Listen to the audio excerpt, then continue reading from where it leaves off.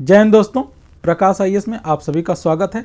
आज हम UP PCSJ या सिविल जज 2018 के प्रीवियस ईयर पेपर को देखेंगे।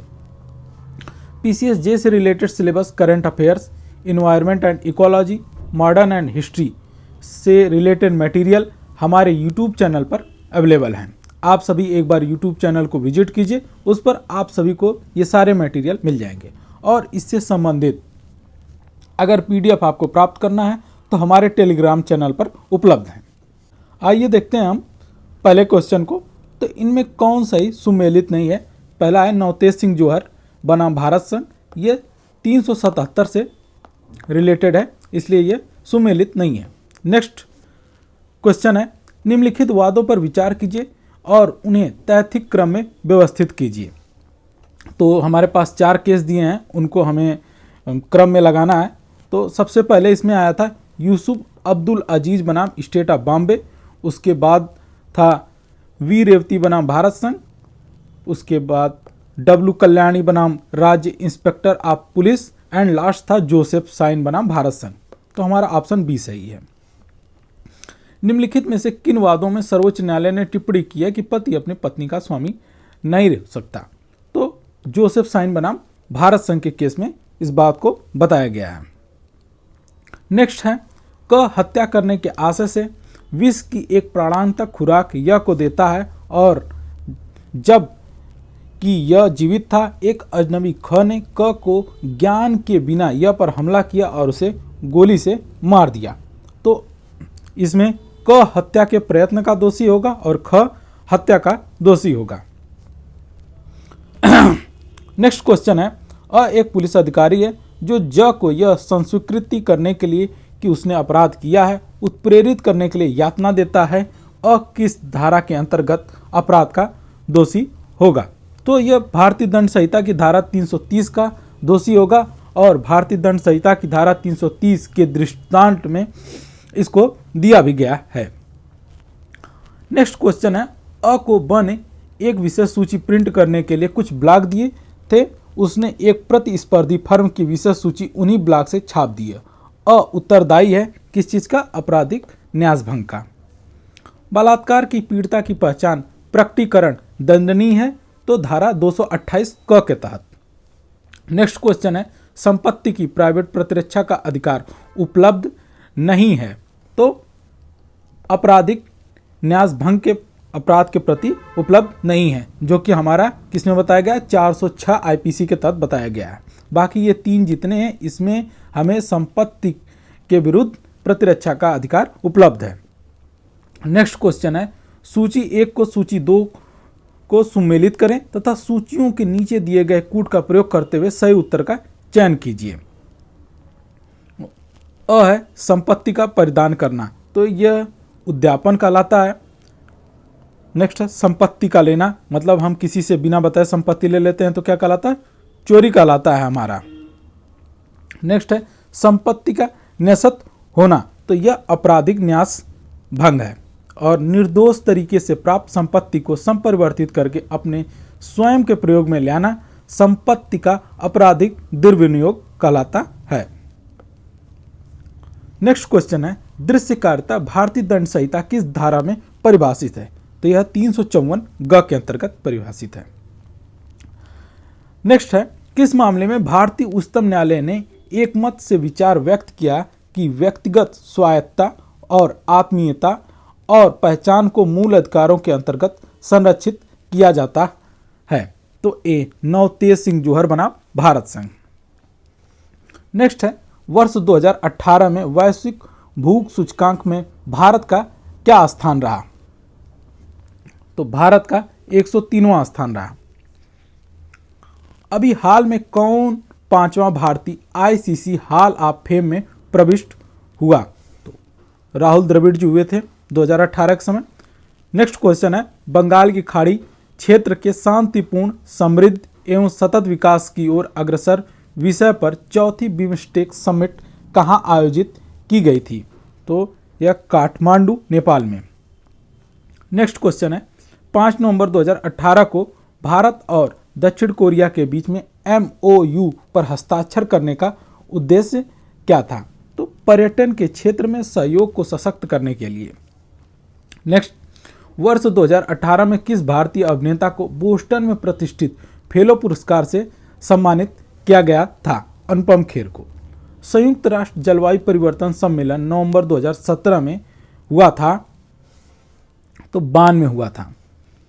नेक्स्ट है, निम्नलिखित में से किस देश ने प्रथम अंतर्राष्ट्रीय सौर संधि की 11 मार्च 2018 को मेजबानी की थी? भारत ने किया था। नेक्स्ट क्वेश्चन है, 2018 ऑस्ट्रेलियाई खुली महिला एकल खिताब किसने जीता था? कैरोलिन ने जीता था। नेक्स्ट है, सिविल प्रक्रिया संहिता 1908 की निम्नलिखित कौन सी धारा अधिकारिता को परिभाषित करती है? तीन में से कोई धारा परिभाषित नहीं करती है। नेक्स्ट है, कथन ए सिविल न्याय को सिविल प्रकृति के सभी वादों के विचारण की अधिकारिता होती है। आर सिविलवाद का संज्ञान अभिव्यक्त रूप से वर्जित होना चाहिए। तो नीचे दिए गए कूट की सहायता से सही उत्तर चुनें। तो ये सत्य है लेकिन आर गलत है। नेक्स्ट है, सूत्र इनवाइटो बेनिफिशियम नॉन डाटूर यानी विधि किसी व्यक्ति को कोई अधिकार या फायदा उसकी इच्छा के विरुद्ध प्रदान नहीं करती है। सिविल प्रक्रिया संहिता 1908 के किस प्रावधान से संबंध रखता है? तो यह आदेश 23 नियम 1 से संबंध रखता है। नेक्स्ट है हमारा, निम्नलिखित में से कौन सा सुमेलित नहीं है? तो मैत्रीपूर्णवाद यह सुमेलित नहीं है आपका। नेक्स्ट है, निम्नलिखित में से कौन सा कथन सही है? तो ए है डिक्री पद के अंतर्गत अंतिम आदेश सम्मिलित है। 2 है, गार्निसी वह व्यक्ति है जो डिक्रीदार को ऋण का भुगतान करने या किसी चल संपत्ति का परिधान करने के दायित्व के अधीन होता है। तो केवल एक सही है, डिक्री के अंतर्गत अंतिम आदेश सम्मिलित है। नेक्स्ट है, सिविल प्रक्रिया संहिता 1908 की कौन सी धारा स्पष्टतया उत्प्रेषण रिट करने की शक्ति प्रदान करती है? तो धारा 115। नेक्स्ट है, अभिवचन एक आधारभूत सिद्धांत है कि अभिवचन में तात्विक तथ्यों और मात्र तात्विक तथ्यों का ही समावेश होना चाहिए। निम्न में से कौन सा वाद तात्विक तथ्य को परिभाषित करता है? तो यह उधो सिंह बनाम माधवराव सिंधिया। नेक्स्ट क्वेश्चन है, निम्नलिखित में से कौन सा समुच्चय सुमेलित है या सही सुमेलित है? तो अब 4 हमें दिया हुआ है जिसमें से आपका निर्णय और डिक्री ये सुमेलित नहीं है। खर्चे जो कि धारा 35 के अंतर्गत बताया गया है ये सुमेलित है। वादों का संस्थित किया जाना धारा 26 के तहत और विधि का प्रतिनिधित्व 50 के तहत ये सही सुमेलित है। तो ए होगा इसका। नेक्स्ट क्वेश्चन है, सूची 1 को सूची 2 से सुमेलित कीजिए और सूचियों के नीचे दिए गए कूट की सहायता से सही उत्तर चुनिए। तो पहला बताता है अधिकारिता के बारे में आक्षेप। तो यह क्या है? ये किरण सिंह बनाम चमन पासवान के केस में बताया गया था। पक्षकारों का जोड़ा जाना रजिया बेगम बनाम साहबजादी अनवर बेग। आणविक पूर्व न्याय ये किसमें था? वर्कमैन बनाम board of trustees Cochin port trust. And last था अस्थायी व्यादेश। तो यह था अमेरिकन साइनामाइड कंपनी बनाम इथिकॉन लिमिटेड। नेक्स्ट क्वेश्चन है, सांविधिक लिखित की संवैधानिकता को चुनौती देने से संबंधित प्राविधान कौन से हैं? तो आदेश 27 का नियम 1। नेक्स्ट है, निम्नलिखित लोक अधिकारी नहीं है। तो यह मिलिट्री का राजपत्रित अधिकारी किंतु सरकारी सेवा में नहीं है, वह लोक अधिकारी के अंतर्गत नहीं आता है। नेक्स्ट है, सूची 1 को सूची 2 से सुमेलित करें तथा सूचियों के नीचे दिए गए कूट का प्रयोग करते हुए सही उत्तर का चयन करें। तो कैविएट दाखिल करने का अधिकार किसमें बताया गया है? हमें धारा 148 क में बताया गया है। प्रस्थापन का धारा 144 में। न्यायालय की अंतर्निहित शक्तियां जो हमें धारा 151 में बताया गया है। और दीवानी प्रकृति के वाद हमें किसमें बताया गया है? धारा 9 के अंतर्गत बताए गए हैं। नेक्स्ट क्वेश्चन है, निम्न मामलों में दीवानी न्यायालय कमीशन जारी नहीं कर सकता है। तो डिक्री के निष्पादन के लिए कमीशन जारी नहीं किया जाता है। नेक्स्ट है, सिविल प्रक्रिया संहिता की कौन सी धारा धन की बिक्री के लिए निष्पादन में स्त्रियों की गिरफ्तारी का निरोध या निषेध करती है। तो धारा 56 या 56। नेक्स्ट है, निम्नलिखित में से किस वाद में यह अभिनिर्धारित किया गया था कि अंतर्निहित शक्तियां न्यायालय को प्रदत्त नहीं की जा सकती हैं? यह शक्ति न्यायालय में अंतर्निहित होती हैं। तो ये मनोहर लाल बनाम सेठ हीरालाल के केस में। नेक्स्ट है, सिविल प्रक्रिया संहिता 1908 के अंतर्गत निम्न किस आधार पर निर्णीत ऋण के विरुद्ध गिरफ्तारी का वारंट न्यायालय द्वारा रद्द किया जा सकता है? तो ये गंभीर बीमारी पर।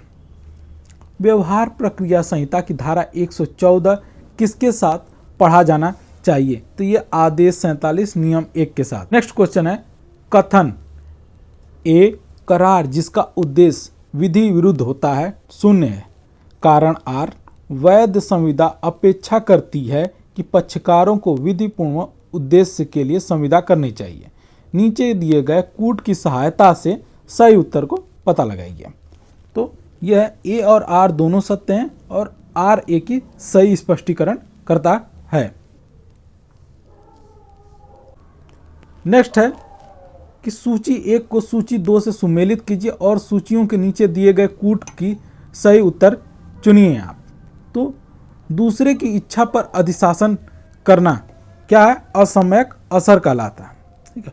वचनदाता की वांछा पर,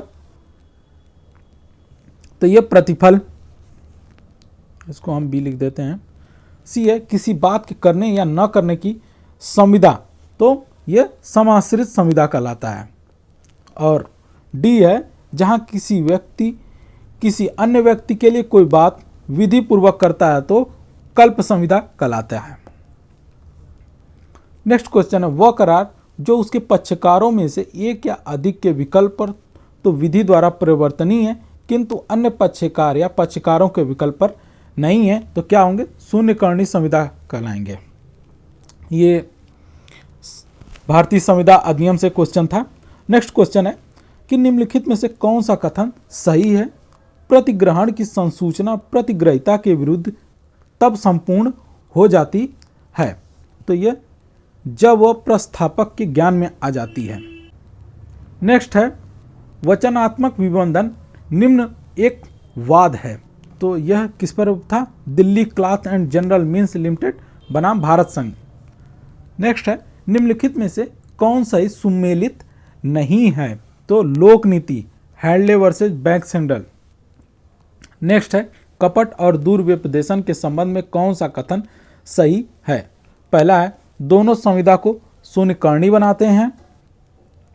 दूसरा है, कपट दुष्कृति में नुकसानी के लिए वाद हेतु प्रस्तुत करता है। तीसरा है, साधारण दुर्व्यपदेशन एक दुष्कृति है। तो 1 और 2 सही है, तीसरा जो है वो गलत है।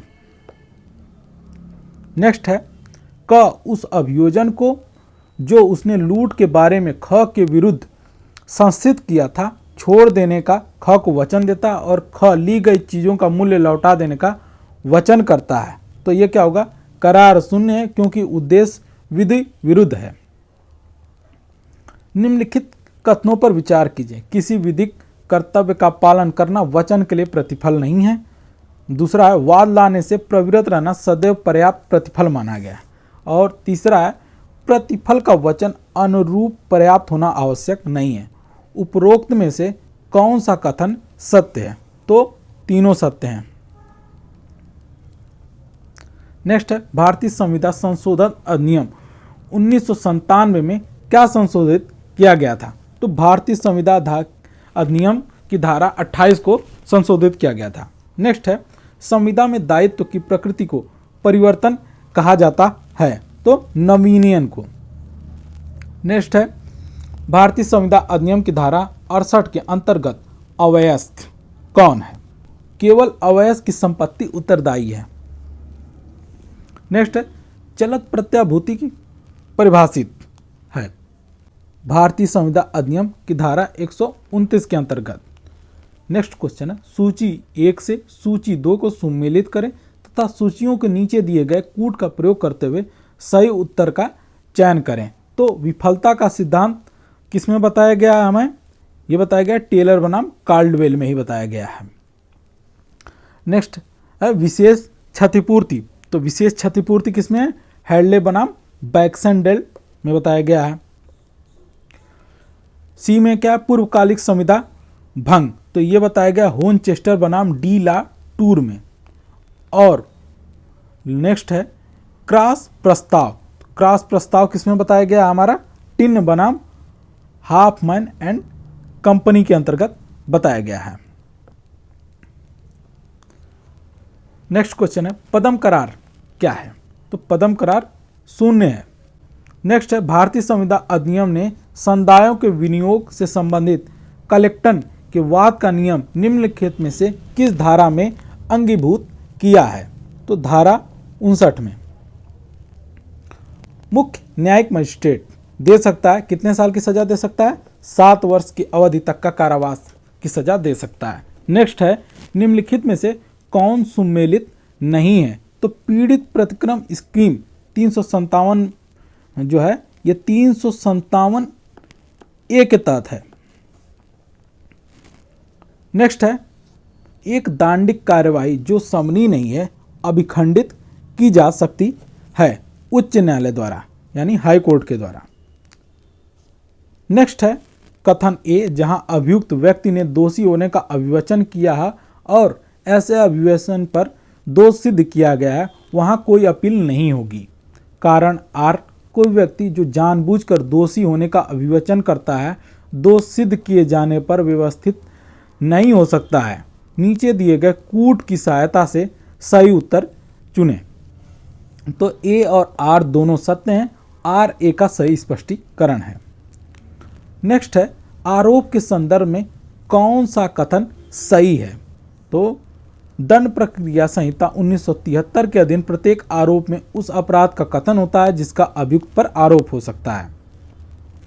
दूसरा है यदि एक ही समव्यवहार के क्रम में एक से अधिक अपराध एक ही व्यक्ति द्वारा किया गया है तो ऐसे अपराध के लिए एक ही विचारण उस पर आरोप लगाए जा सकते हैं। तो ये दोनों सही हैं हमारे। नेक्स्ट है किसी चालू रहने वाले अपराध की दशा में नई परिसीमा काल प्रारंभ रहता है तो उस समय के प्रत्येक क्षण के दौरान जिस समय अपराध चालू रखता है। नेक्स्ट है सूची 1 को सूची 2 के साथ सुमेलित कीजिए तथा सूचियों के नीचे दिए गए कूट की सहायता से सही उत्तर चुनिए। तो अग्रिम जमानत हमारा किसमें है? आपका धारा 438 के तहत है। परिवाद का संज्ञान 190 के तहत है। न्यायालयों की भाषा 272 के तहत है। अभ्यासिक अपराधों से सदाचार के लिए प्रतिभूति ये हमारा धारा 110 सीआरपीसी के तहत बताया गया है। तो नेक्स्ट क्वेश्चन है दंड प्रक्रिया संहिता 1973 की निम्नलिखित कौन सी धारा आपराधिक विधि संशोधन अधिनियम 2018 द्वारा संशोधित की गई है? तो यह धारा 173 को संशोधित किया गया है। नेक्स्ट क्वेश्चन हमारा है सूत्र किसी भी व्यक्ति को एक ही हेतु के लिए 2 बार तंग नहीं किया जा सकता है। दंड प्रक्रिया संहिता 1973 निम्नलिखित किस धारा के प्रस्थान प्राप्त करता है? तो ये धारा 300 इसी को बोलते हैं doctrine of double jeopardy. Next question है जबकि भारतीय दंड संहिता की धारा 376 घ के अधीन पारित दंडादेश के विरुद्ध दंड प्रक्रिया संहिता 1973 की धारा 374 के अंतर्गत अपील दाखिल की गई है तो अपील का निपटारा ऐसी अपील दाखिल करने की तारीख से 6 महीने के भीतर कर ली जाएगी। नेक्स्ट क्वेश्चन है दंड प्रक्रिया संहिता का कौन सा प्रावधान बंदी प्रत्यक्षीकरण रिट को सदृश करता है? तो धारा 97। नेक्स्ट है दंड प्रक्रिया संहिता की धारा 166 क के अंतर्गत जब तलाशी भारत के बाहर होती है तो दांडिक न्यायालय जारी कर सकता है। क्या जारी कर सकता है? अनुरोध पत्र। नेक्स्ट क्वेश्चन है जमानत नियम है कारागार अपवाद है यह कथन सर्वोच्च न्यायालय द्वारा कहा गया है किसमें? मोतीराम बनाम मध्य प्रदेश राज्य में के केस में। नेक्स्ट है गिरफ्तार व्यक्ति की डॉक्टरी जांच के लिए दंड प्रक्रिया संहिता की किस धारा के अंतर्गत प्रावधान किया गया है? तो यह धारा 54 के तहत। दंड प्रक्रिया संहिता 1973 की धारा 164 क के अंतर्गत बलात्कार किसी भी पीड़ित को ऐसे अपराध से संबंधित सूचना प्राप्त होने के अंदर परीक्षण के लिए पंजीकृत चिकित्सक के पास भेजना होता है, तो 24 घंटे के अंतर्गत। नेक्स्ट क्वेश्चन है, निम्नलिखित में से किस वाद में सुप्रीम कोर्ट ने धारित किया था कि समन के तामील होने की तिथि के 90 दिन के बाद लिखित कथन प्रस्तुत किया जा सकता है, तो कैलाश बनाम ननकू में। नेक्स्ट क्वेश्चन है, प्रतिवादी पर दस्ती समन तामील करने के लिए वादी दिया जा सकता है, तो यह है आदेश 5 नियम 9 क के तहत। नेक्स्ट क्वेश्चन है, दूधनाथ पांडे बनाम उत्तर राज वाद किससे संबंधित है, तो यह है अन्यत्र उपस्थित रहने के अभिभाग से, प्ली ऑफ एलेबाई। ये जो है एविडेंस एक्ट का धारा कौन सा है, ये सेक्शन 11। नेक्स्ट क्वेश्चन है, संविधान पर संविधान सभा के सदस्यों का अंतिम रूप हस्ताक्षर कब किया गया था, तो 24 जून 1950 को किया गया था। नेक्स्ट क्वेश्चन है, संविधान का संक्षिप्त नाम भारत का संविधान दिया गया है, तो किस अनुच्छेद के तहत दिया गया है, अनुच्छेद 393 में। नेक्स्ट क्वेश्चन है, शिक्षण संस्थानों में अनुसूचित जातियों एवं अनुसूचित जनजातियों के पक्ष में स्थानों का आरक्षण शासित होता है, तो यह संविधान के अनुच्छेद 15(4) के तहत। नेक्स्ट क्वेश्चन है, निम्नलिखित में से किसके विषय में न्यायमूर्ति गजेंद्र गटकर ने कहा है कि यह हमारे देश में संविधान द्वारा प्रदत्त जीवन के प्रजातांत्रिक स्वरूप का आधार एवं आधार स्तंभ है, तो मूल अधिकार। नेक्स्ट है, न्यायमूर्ति के.एस. पुत्तास्वामी बनाम भारत संघ राज्य 2017 में निर्णित किया गया था, 9 न्यायमूर्तियों की पीठ के द्वारा किया गया था। निम्नलिखित किस मामले में सुप्रीम कोर्ट के बहुमत निर्णय ने धारित किया कि आधार मात्र उन्हें एक विशेष पहचान ही नहीं देता बल्कि गरिमामय जीवन भी देता है, तो ये न्यायमूर्ति के.एस. पुत्तास्वामी बनाम भारत संघ के केस में कहा गया था। उच्चतम न्यायालय के किस वाद में कहा गया कि सामाजिक नैतिकता भी समय समय पर बदली जा सकती है, तो national legal services authority of India बनाम भारत संघ। नेक्स्ट क्वेश्चन है, सूची 1 को सूची 2 से सुमेलित कीजिए तथा सूचियों के नीचे दिए गए कूट का प्रयोग करते हुए सही उत्तर चुनिए। पहला है अनुच्छेद 39 का क्या है, निःशुल्क विधिक सहायता। दूसरा है अनुच्छेद 13, तो राज्यपाल की अध्यादेश जारी करने की शक्ति। सी है अनुच्छेद 44, तो समान नागरिक संहिता। और डी है अनुच्छेद 50, न्यायपालिका का कार्यपालिका से पृथककरण। नेक्स्ट है अभिकथन ए, राज्य के नीति निर्देशक तत्व संविधान के अनुच्छेद 19(2) में वर्णित निर्बंधों की युक्तियुक्तता तय करने में सहायक होते हैं। कारण आर, राज्य के नीति निर्देशक तत्व मूल अधिकारों को वरिष्ठ घोषित किए गए हैं, तो ए सही है किंतु आर गलत है। नेक्स्ट है सूची 1 और सूची 2 का मिलान कीजिए और सूची नीचे दिए गए कूट की सहायता से सही उत्तर का चयन कीजिए। तो क्षमा दान करने की शक्ति अनुच्छेद 72 के तहत, संघ कार्यकारी की शक्ति अनुच्छेद 53 के तहत, प्रधानमंत्री नियुक्त करने की शक्ति अनुच्छेद 75 के तहत और अटॉर्नी जनरल की नियुक्ति अनुच्छेद 76 के तहत।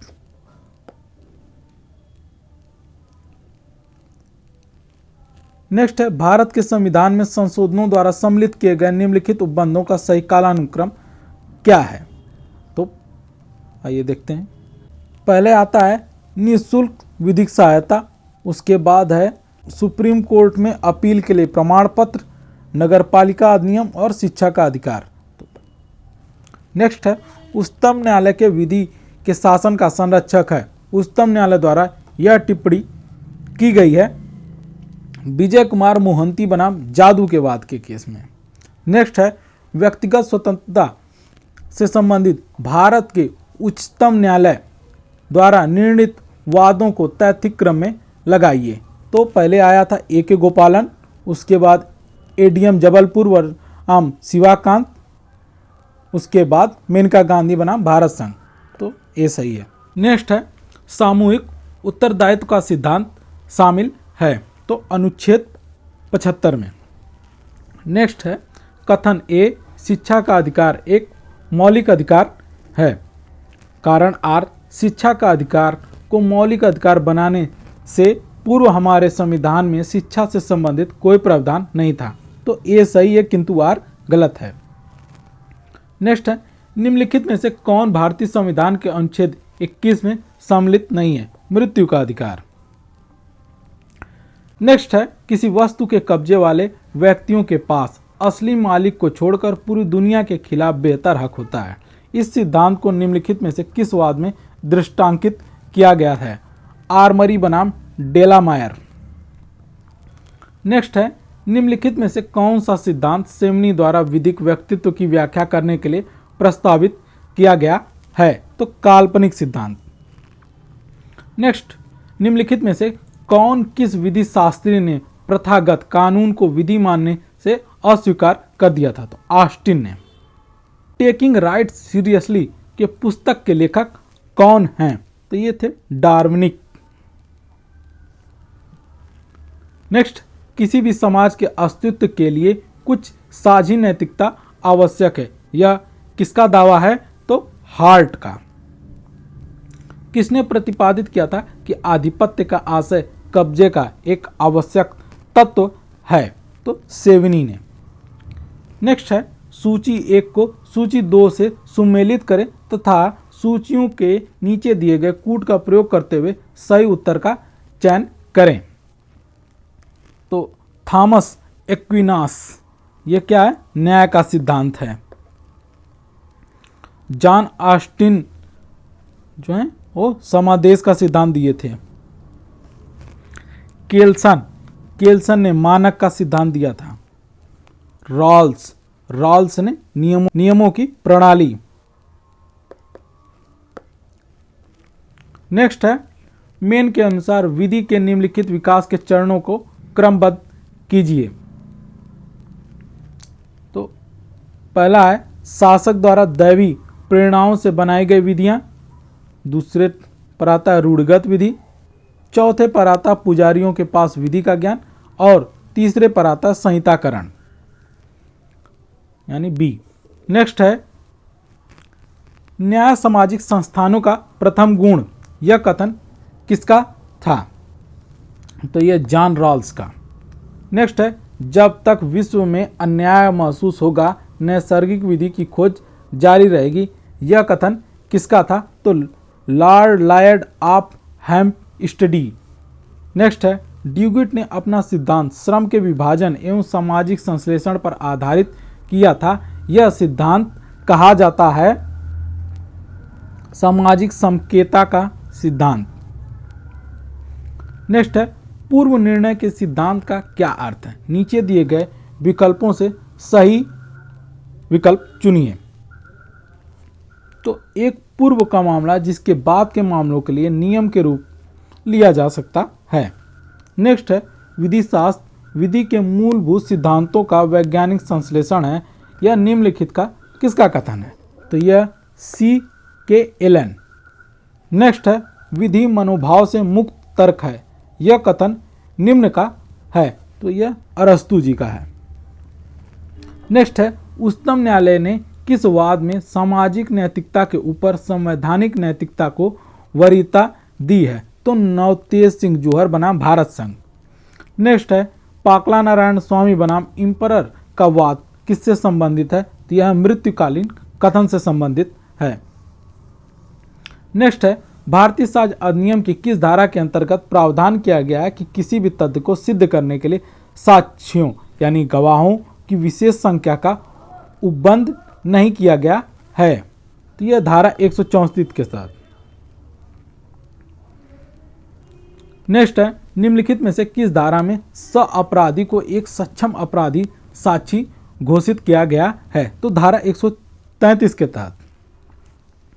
नेक्स्ट है अभिलेखों को साबित करने संबंधी किन विशेष उपबंधों को सूचना एवं प्रौद्योगिकी अधिनियम 2000 द्वारा भारतीय साक्ष्य अधिनियम में जोड़ा गया है? तो धारा 65 क तथा 65 ख को।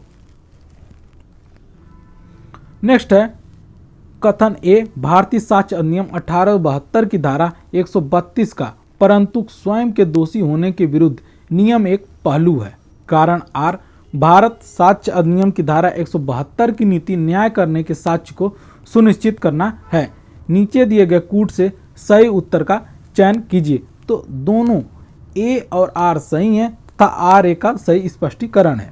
नेक्स्ट है, यदि एक व्यक्ति जो बोलने में असमर्थ है अपना साक्ष्य खुले न्यायालय में लिख कर देता है तो इस प्रकार का साक्ष्य कौन सा साक्ष्य समझा जाएगा?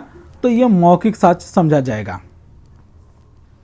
नेक्स्ट है, सूची 1 को सूची 2 को सुमेलित करें तथा सूची के नीचे दिए गए कूट का प्रयोग करते हुए सही सूची का चयन करें। तो अब देखिए, देख लेते हैं हम लोग। याददाश्त पुनः ताजा करने के लिए क्या है? धारा 159। मृत्युकालिक कथन की घोषणा किसमें की जाती है? धारा 32 के क्लाज 1 में की जाती है। सूचक प्रश्न जो कि धारा 141 में, जिसको हम लीडिंग प्रश्न भी कहते हैं, और डी है पक्षद्रोही गवाह जो कि धारा 154 के तहत बताया गया है। नेक्स्ट है, निम्नलिखित में से कौन सा सही सुमेलित नहीं है? तो दस्तावेजी जिसका 30 वर्ष पुराना साक्ष्य यह सुमेलित है। किसी व्यक्ति को जीवित साबित करने का भार जिसे 7 वर्षों से जीवित नहीं सुना गया है, यह भी सुमेलित है। मूक साक्षी 119 ये भी सुमेलित है। दहेज मृत्यु की उपधारणा यह सुमेलित नहीं है। नेक्स्ट है, निम्नलिखित में से किस एक मामले में भारतीय साक्ष्य अधिनियम की धारा 27 की सामान्यिक वैधता को भारतीय संविधान के अनुच्छेद 20(3) के प्रावधानों के उल्लंघन होने में कारण चुनौती दी गई थी? तो बंबई राज्य बनाम काथी कालू, इसका पूरा नाम औगड़ है। नेक्स्ट है, पलविंदर कौर बनाम पंजाब राज्य निम्नलिखित में से किससे संबंधित है? तो यह संस्कृति से संबंधित है। नेक्स्ट है, भारतीय साक्ष्य अधिनियम की निम्नलिखित में से कौन सी धारा निश्चयात्मक साक्ष्य से संबंधित है? तो धारा 41, 112 एंड 113। नेक्स्ट है, स्वयं से बात करने में भी संस्वीकृति हो सकती है। संस्वीकृति को किसी अन्य व्यक्ति को सूचित किया जाना आवश्यक नहीं है। निम्न मामले में अभिनिर्धारित किया गया है। तो यह साहू बनाम उत्तर प्रदेश राज्य में। नेक्स्ट है, क का ख को इरादतन गोली मारकर हत्या करने के लिए विचारण किया जाता है। यह तथ्य है कि क की हत्या करने के आशय से लोगों पर गोली चलाने की आदत थी, तो यह सुसंगत नहीं है। नेक्स्ट है, एक विद्यार्थी को भारतीय साक्ष्य अधिनियम 1872 की धारा 45 के अंतर्गत एक विशेषज्ञ माना जा सकता है। शीर्ष अदालत ने यह अभिनिर्धारित किया था किसमें? कानपुर विश्वविद्यालय बनाम समीर गुप्ता के मामले में। नेक्स्ट है, रेस जेस्टे को एक अपवाद के रूप में मंजूर किया जाता है। तो यह अनुश्रुत साक्ष्य के रूप में किया जाता है। नेक्स्ट है, संयुक्त राष्ट्र महासभा का पहला सत्र कब शुरू हुआ था? तो 10 जनवरी 1946 को। नेक्स्ट है, निम्नलिखित में से संयुक्त राष्ट्र संघ का कौन सा अंग वैधानिक कार्यों को संपादित करता है? तो यह महासभा। नेक्स्ट है, निम्नलिखित में से संयुक्त राष्ट्र चार्टर का कौन सा अनुच्छेद प्रावधानित करता है कि अंतर्राष्ट्रीय न्यायालयों की संविधि अंतर्राष्ट्रीय न्याय के स्थायी न्यायालय पर आधारित है? तो यह अनुच्छेद 92। संयुक्त राष्ट्र चार्टर के किस अनुच्छेद के अंतर्गत संयुक्त राष्ट्र के सदस्य सुरक्षा परिषद के निर्णयों से बाध्य हैं? तो अनुच्छेद 25 के तहत। नेक्स्ट है, अंतर्राष्ट्रीय न्यायालय का बजट अनुमोदित किया जाता है किसके द्वारा? महासभा के द्वारा। नेक्स्ट है, आर्थिक और सामाजिक परिषद के सदस्य 3 सालों के लिए निर्वाचित किए जाते हैं। कितने सदस्य प्रत्येक वर्ष निर्वाचित किए जाते हैं? तो 1/3। नेक्स्ट है, निम्नलिखित में से किसमें उल्लेखित है कि हर एक को राष्ट्रीयता का अधिकार है? तो यह किसमें, universal declaration of human rights, जिसको हम यूडीएचआर कहते हैं। नेक्स्ट, अंतर्राष्ट्रीय न्यायालय के संविधि के निम्नलिखित अनुच्छेद में अंतर्राष्ट्रीय विधि के स्रोतों का उल्लेख किया गया है, तो यह अनुच्छेद 38 के तहत। नेक्स्ट है, सुरक्षा परिषद के प्रत्येक सदस्य होंगे एक प्रतिनिधि। हम विखंडित विश्व हैं, हमें शांति वाले विश्व की आवश्यकता है। यह कथन किसका था, तो एंटोनियो गुटेरस, जो इस समय महासचिव हैं। नेक्स्ट है, संयुक्त राष्ट्र विकास कार्यक्रम यूएनडीपी के धारणीय विकास का लक्ष्य कब प्रभावी हुआ था, तो ये जनवरी 2016 में। नेक्स्ट है, जलवायु परिवर्तन की अग्रणी संस्था अंतर्राष्ट्रीय जलवायु परिवर्तन पैनल की स्थापना कब की गई थी, तो संयुक्त राष्ट्र पर्यावरण कार्यक्रम और अंतर्राष्ट्रीय समुद्री संगठन दोनों के द्वारा की गई थी। नेक्स्ट है, निम्नलिखित में से कौन सा अंतर्राष्ट्रीय न्यायालय के निर्णयों को निष्पादित कराता है, तो सुरक्षा परिषद कराता है।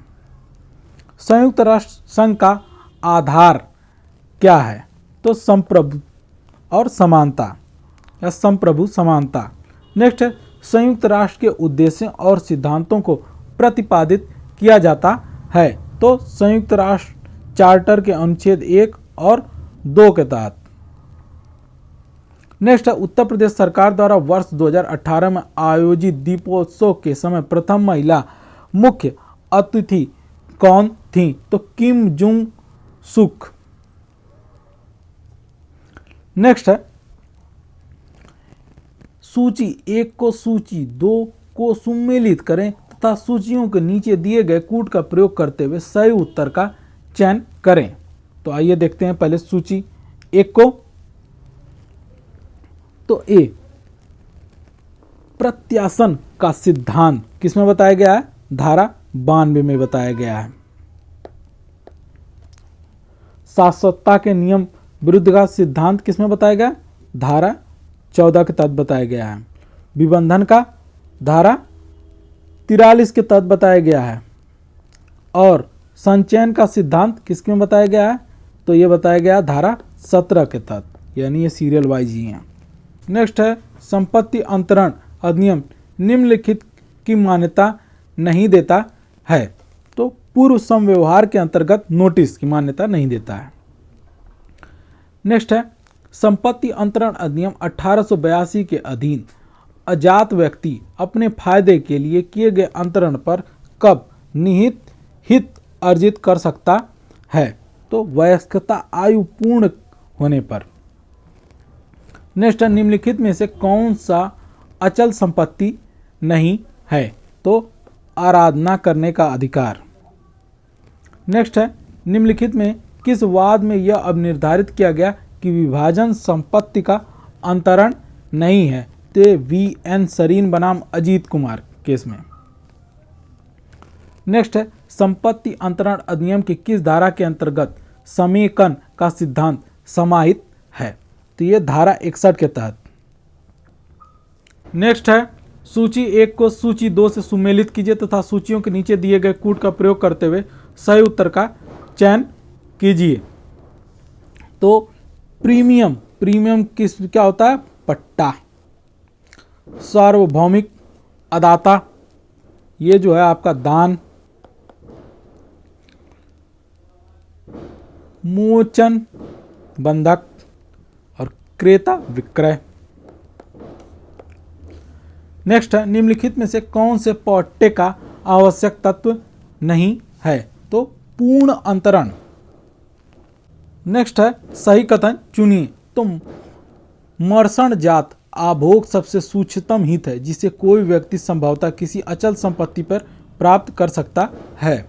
नेक्स्ट है, निम्नलिखित में से कौन अनुयोज्य दावा है, तो मुस्लिम महिला का अदत मेहर का दावा। नेक्स्ट है, निम्नलिखित संविदा तथा स्थानीय प्रथा के अभाव में कृषि पट्टे की अवधि के मामलों में पट्टे की स्थिति क्या समझी जाएगी, तो वारसूनवी वसी। नेक्स्ट है, संपत्ति अंतरण अधिनियम की निम्नलिखित में से कौन सी धारा प्रतिस्थापित प्रतिभूति के सिद्धांत को प्रावधानित करती है? तो धारा 73।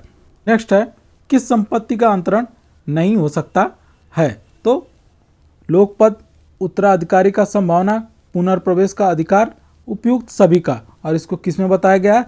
धारा 6 के अंतर्गत बताया गया है। नेक्स्ट है, चुनाव का सिद्धांत संपत्ति अंतरण अधिनियम 1882 के अध्याय के अंतर्गत आता है। तो यह द्वितीय अध्याय के अंतर्गत आता है, धारा 35 के तहत। नेक्स्ट है, आपराधिक विधि संशोधन अधिनियम 2018 कब से प्रवृत्त है? तो यह 21 जुलाई 2018 से प्रवृत्त है। नेक्स्ट है, आपराधिक दुर्विनियोग के मामले में पश्चातवर्ती आशय होना चाहिए। क्या होना चाहिए? बेईमानी होना चाहिए। नेक्स्ट है, भारतीय दंड संहिता 1860 की धारा 34 के अंतर्गत यथा विचारित संयुक्त दायित्व का सिद्धांत निम्नलिखित में से निर्णय पर आधारित है। तो ये रेग बनाम क्रूज। नेक्स्ट है, और ये लास्ट है कि निम्नलिखित में से कौन सा युग्म सही सुमेलित है? तो आइए देखते हैं। संशय, ये सही सुमेलित नहीं है। सदोष हानि 23 में बताया गया है। 12 वर्ष से कम आयु की महिला के साथ सामूहिक बलात्संग 376 घ, ये सम्मिलित है। सामूहिक बलात्संग ये भी सम्मिलित है, यानी हमारा 2, 3 और 4। दोस्तों, इसी के साथ यह वीडियो यहीं समाप्त होता है। और अगर हमारा वीडियो पसंद आया हो तो वीडियो को लाइक करें, चैनल को सब्सक्राइब करें और अपने दोस्तों के साथ शेयर करें। धन्यवाद दोस्तों।